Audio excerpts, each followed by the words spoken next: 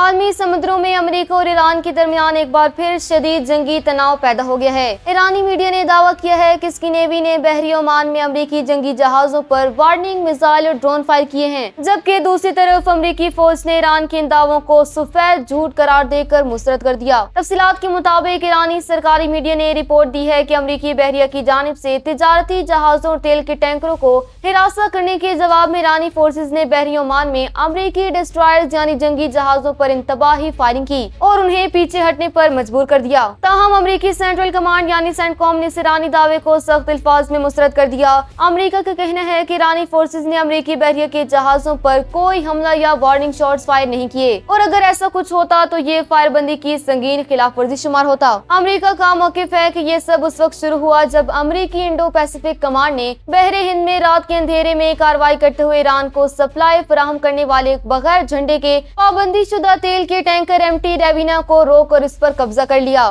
امریکہ کا کہنا ہے کہ وہ ایران کی مدد کرنے والے ایسے غیر قانونی نیٹ ورکس اور جہازوں کے خلاف اپنی سمندری ناکہ بندی اور کارروائیاں دنیا بھر میں جاری رکھے گا۔